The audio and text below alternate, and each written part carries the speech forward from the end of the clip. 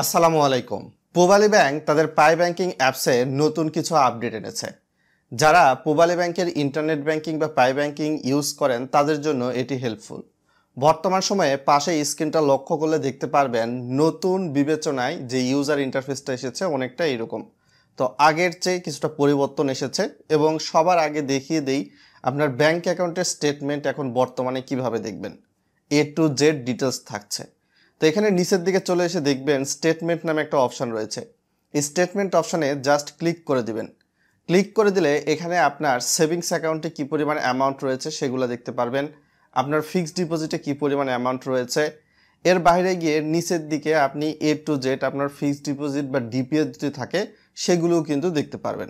আপনার সেভিংস অ্যাকাউন্টে যে অ্যামাউন্টটা রয়েছে এর যদি স্টেটমেন্ট দেখার প্রয়োজন হয় জাস্ট স্টেটমেন্ট অপশানে ক্লিক করবেন বা মিনি স্টেটমেন্ট দেখতে চাইলে মিনি স্টেটমেন্ট অপশানে ক্লিক করে আপনার অ্যাকাউন্টে কত তারিখে টাকা ঢুকেছে, কত তারিখে আপনি কাউকে টাকা পাঠিয়েছেন, সেটা bank account to bank account বা বিকাশ রকেট নগদে এগুলা কিন্তু দেখা যাচ্ছে। তো এর বাইরে গিয়ে আবারও হোম অপশানে আমরা চলে আসলাম। তো এখানে চলে এসে মাই অ্যাকাউন্ট নামে যে অপশানটা দেওয়া রয়েছে এখানেও আপনি সরাসরি ওই সেম টু সেম বিষয়টা দেখতে পারবেন। তো ব্যাকের দিকে গেলে আমরা ক্যাশ উইথড্র নামে একটা অপশান দেখতে পারবো। ক্যাশ উইথড্র অপশান প্রেস করলে আপনি কিন্তু দেখতে পাবেন এই অপশানটার নতুন অ্যাড হয়েছে। আপনার পূবালী ব্যাংকের কার্ড বা চেকবুক থাকলেও আপনি কিন্তু এগুলো ছাড়া এখন পাই ব্যাংকিং যারা ইউজার সরাসরি ক্যাশ উইথড্র অপশান ব্যবহার করে পূবালী ব্যাংকের শাখা উপশাখায় গিয়ে আপনি টাকা উত্তোলন করতে পারবেন। এটা একটা ভালো সুবিধা। এটা আপনার পূবালী ব্যাংকে একটা কিউআর কোড আছে, জাস্ট ওই কিউআর কোডটা আপনাকে স্ক্যান করতে হবে সেখানে গিয়ে এবং আপনার ফোনে একটা ওটিপি আসবে, সেই ওটিপিটার মাধ্যমে আপনাকে লেনদেন করতে হবে। এর পাশাপাশি দেখবেন ফান্ড ট্রান্সফার নামে একটা অপশান রয়েছে। তো ফান্ড ট্রান্সফার অপশানে যদি প্রেস করি তো এইখানে চলে এসে আপনি ফান্ড ট্রান্সফার, পে লোন, তারপর বিএফটিএন, আরটিজিএস, এনপিএসবি এগুলো সুবিধা কিন্তু রয়েছে। তো আপনার অ্যাকাউন্ট টু অ্যাকাউন্ট ভেদে বিএফটিএন, আরটিজিএস বা এনপিএসবির এগুলার লিমিট কিছুটা ভিন্ন হয়েই থাকে। তো আমরা একটু ব্যাকের দিকে চলে যাচ্ছি আবারও। এরপরে এসে আপনি দেখবেন যে এই যে পে বিল বা বিল পে নামে একটা সার্ভিস রয়েছে। তো এখানে ক্লিক করে আপনি দেখতেই পাচ্ছেন আপনি ইন্টারনেট বিল বা নেস্কো, ডেস্কো বা বিদ্যুৎ বিল, বিভিন্ন বিল আপনি এখান থেকে দিতে পারবেন, এই সুবিধাটা রয়েছে। গ্যাস, পানি বা বিদ্যুৎ বিল। তারপর কার্ড ম্যানেজমেন্ট নামে একটা অপশান রয়েছে, যদিও এটা শুধুমাত্র যারা পূবালী ব্যাংকের ক্রেডিট কার্ড ইউজার তাদের জন্য এই অপশানটা। ডেবিট কার্ড যারা ইউজ করেন তাদের জন্য এই অপশান নয়। তার বাইরে গিয়ে ফান্ড ম্যানেজমেন্ট নামে একটা অপশান রয়েছে, এখানে যদি প্রেস করেন তাহলে নতুন একটা ইউজার ইন্টারফেস ওপেন হবে। তারপর এখান থেকে আই অ্যাগ্রি দিয়ে প্রসিড অপশানে দিয়ে দিবেন। তো এখানে সাধারণত পূবালী ব্যাংক আপনি যদি নতুন কোনো অ্যাকাউন্ট খোলেন সেটা খোলার সুবিধা দিচ্ছে।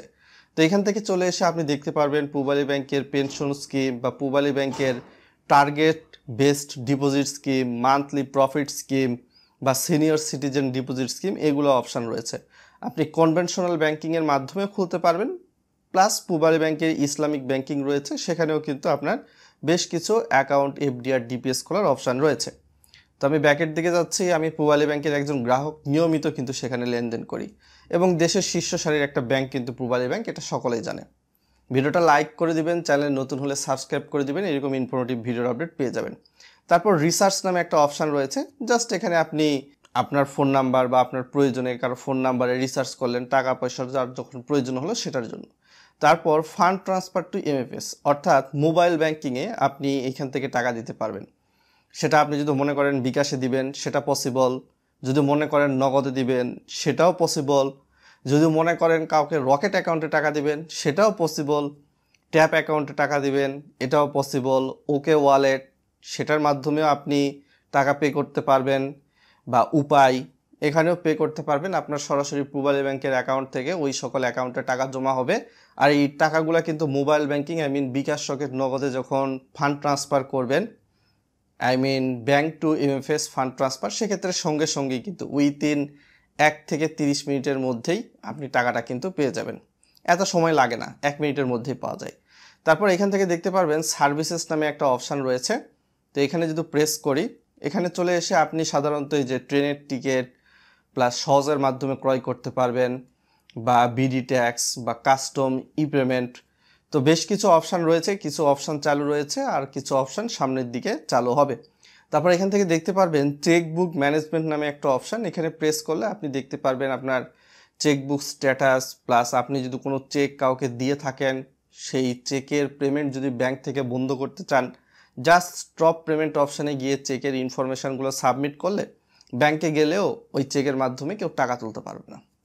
প্লাস আপনি না গিয়ে কারোর মাধ্যমে টাকা উত্তোলন করবেন বড় অ্যামাউন্টের, তো সেক্ষেত্রে জাস্ট পজিটিভ পে অপশানে গিয়ে আপনার ওই চেকের ইনফরমেশানগুলো এখানে দিবেন, দ্যাটস এনাফ। আপনাকে ব্যাংকে যেতে হবে না, আপনি কারোর মাধ্যমে চেক পাঠালে সেই টাকা উত্তোলন করতে পারবে।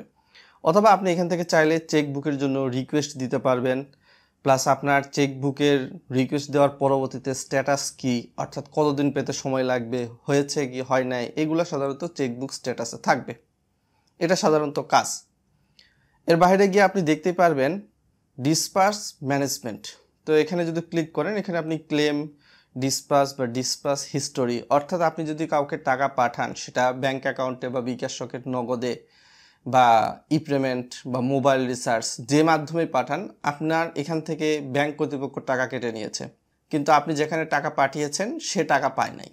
তো সেক্ষেত্রে আপনি এখান থেকে ক্লেম ডিসপার্স করতে পারবেন এবং এক্ষেত্রে আপনার বেশ কিছু ইনফরমেশান এখানে সাবমিট করতে হবে। তো এটা সাধারণত এই জন্যই দেওয়া হয়েছে। এর পাশাপাশি পুবালি হেলথ নামে একটা অপশান রয়েছে, এখানে প্রেস করে সাধারণত আপনি ওই যে ইন্স্যুরেন্সের মতো একটা সার্ভিস এখান থেকে নিতে পারবেন। যাদের প্রয়োজন হবে তারা নেবেন, যাদের প্রয়োজন হবে না তারা নেবে না।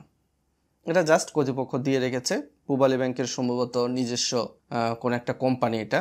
এর পাশাপাশি আপনি নোটিফিকেশান নামে একটা অপশান দেখতে পারবেন নিচের দিকে, এখানে ক্লিক করে আপনার অ্যাকাউন্টে কাউকে টাকা দিয়েছেন, আপনার অ্যাকাউন্টে ক্যাশ ইন হয়েছে, ক্যাশ আউট হয়েছে, A to Z ট্রানজ্যাকশানগুলো দেখা যাবে।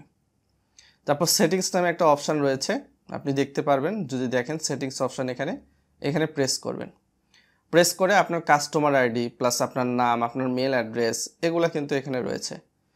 তো এগুলো সাধারণত খুবই সেন্সিটিভ বিষয়, এগুলো আমি হাইড করে রাখলাম, অনেক ইনফরমেশান আমি দেখাতে পারবো না, কারণ এখানে সিকিউরিটি বলে একটা কথা আছে। তারপর ডিফল্ট সোর্স অ্যাকাউন্ট, এখানে বেশ কিছু অপশান দেখতে পারবেন, আপনার অ্যাকাউন্টের ব্রাঞ্চ, তারপর আপনি পাসওয়ার্ড যদি চেঞ্জ করতে চান সেটা পারবেন, ভালো একটা অপশান। তারপর চেঞ্জ ওটিপি মিডিয়াম, আপনি ব্যাঙ্ক অ্যাকাউন্টের যে ওটিপিটা আসে লেনদেনের ক্ষেত্রে অনলাইনে অফলাইনে, এই ওটিপিটা আপনি ফোন নাম্বারে নেবেন না মেল অ্যাড্রেসে নেবেন না সরাসরি দুইটাতে নেবেন, এগুলো এখানে দেওয়া হয়েছে। এর বাইরে গিয়ে আপনি ট্রান্সফার লিমিট দেখতে পারবেন বা ট্রানজ্যাকশান লিমিট। তো প্রত্যেকের ট্রানজ্যাকশান লিমিট তো আর একরকম হবে না, আপনার দেখা যেতে পারে যে ওয়ালেট বা প্রোফাইল ট্রানজ্যাকশানটা একটু কিছুটা ভিন্ন হতে পারে।